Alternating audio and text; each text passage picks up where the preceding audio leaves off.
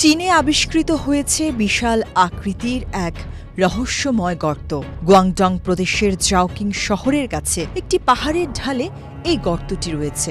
তবে বিজ্ঞানীরা নিশ্চিত করেছেন এটি কোনো উল্কাপিণ্ডের আঘাতে তৈরি হয়েছে।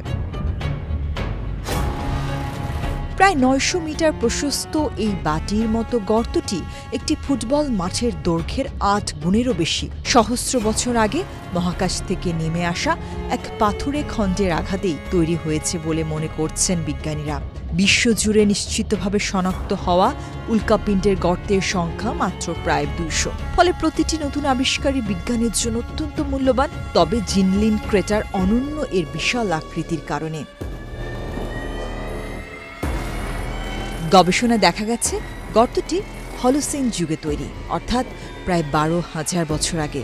ধারণা করা হচ্ছে হলোসিনের শুরুর দিক থেকে মধ্যভাগের কোনো এক সময়ে এই উল্কাপিণ্ড ভূমিতে আঘাত হানে। গর্তটির ব্যাস ৮২০ থেকে ৯০০ মিটার এবং গভীরতা প্রায় ৯০ মিটার।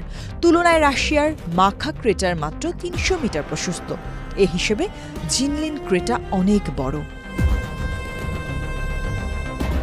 অদ্ভুত বিষয় হল গুয়াংডং অঞ্চলে নিয়মিত মৌসুমি বৃষ্টি, ভারী বর্ষণ আর উচ্চ আর্দ্রতার মতো আবহাওয়া বিরাজ করে। এমন পরিবেশে এত বড় কোনো গর্ত এত বছর ধরে অক্ষত থাকা অসম্ভব বলেই ধরা হয়। তবে জিনলিন ক্রেটার এখনও চমৎকারভাবে সংরক্ষিত। গবেষকরা বলছেন গর্তটির ভেতরের গ্রানাইটে পাওয়া কোয়ার্টজ পাওয়া গেছে। এটি প্রমাণ করে পৃথিবীর বাইরে থাকা কোনো বিশাল কিছুর আঘাতে গর্তটি তৈরি হয়েছে।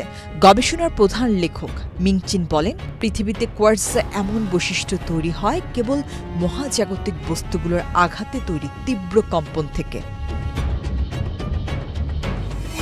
এ ধরনের বৈশিষ্ট্য তৈরি হতে লাগে ১০ থেকে ৩৫ গিগাপাস্কালের চাপ, যা পৃথিবীর কোনো আগ্নেয়গিরির অগ্ন্যুৎপাত, ভূমিকম্প বা টেকটনিক কার্যকলাপ কখনোই সৃষ্টি করতে পারে না। কেবল অতিমাত্রার গতিতে আসা মহাজাগতিক বস্তুর সংঘর্ষে এমন কম্পন তৈরি হয়। গবেষকেরা আরও জানতে পেরেছেন বিস্ফোরকটি একটি উল্কাপিণ্ডই ছিল, ধূমকেতু নয়। কারণ ধূমকেতু হলে গর্তটির ব্যাস কমপক্ষে ১০ কিলোমিটার হওয়ার কথা। তবে উল্কাপিণ্ডটিতে কোন কোন উপাদান ছিল তা এখনও নিশ্চিত করা যায়নি। রহস্যময় গর্তটি নিয়ে এখনও আরও গবেষণা বাকি বলে জানিয়েছেন বিজ্ঞানীরা।